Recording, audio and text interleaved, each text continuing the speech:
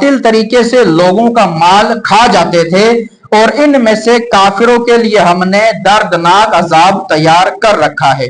वअख़ज़िहिमुर रिबा, और उनके सूद खाने की वजह से यहूदियों में एतकादी खराबियों के साथ साथ, उनके अकायद की खराबियों के साथ साथ अमली बुराइयां भी मौजूद थी। सूद खाना, रिश्वत लेना इनमें आम था।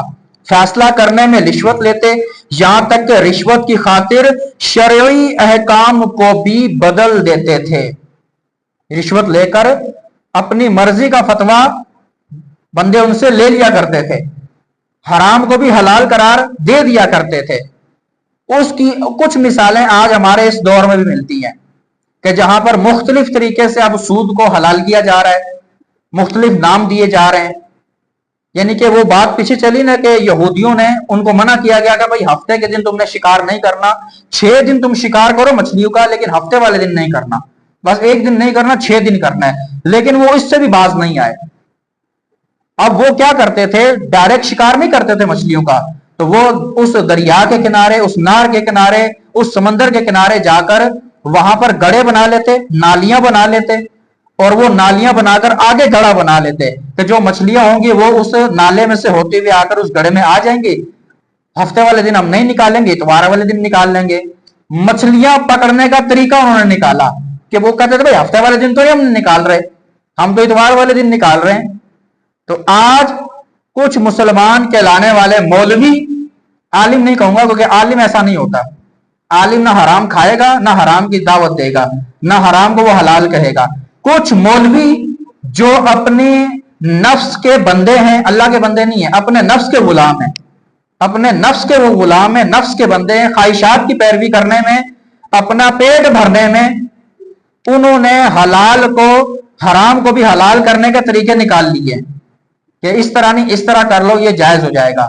यानी सूद को भी, हराम को भी हलाल करने के तरीके निकाल लिए हैं। हफ्ते वाले दिन मछली कैसे पकड़नी है, सूद को कैसे हलाल करना है, इसके तरीके निकालना शुरू कर दिए गए हैं।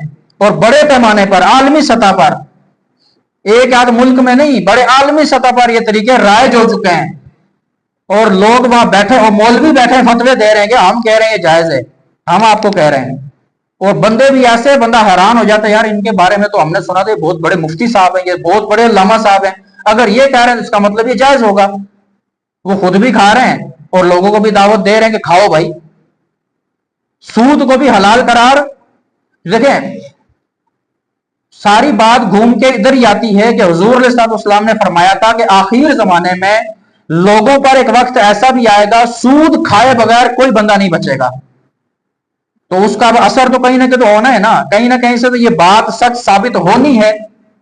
तो ये कैसे हो रही है? ये बदबख्ती तो उन मौलवियों की है जो ये काम कर रहे हैं, जो सूद को हलाल बनाने के लिए नए से नए तरीके निकाल रहे हैं। ये तो उनकी बदबख्ती है ना, उनकी अपनी आखिरत बर्बाद हो रही है, और जो उनके पीछे चल रहे हैं वो भी बर्बाद करेंगे अपनी आखिरत को। क्योंकि हर बंदा मुंह से खाता, नाक से तो कोई नहीं खाता। अकल हर एक के पास है, समझ बूझ है।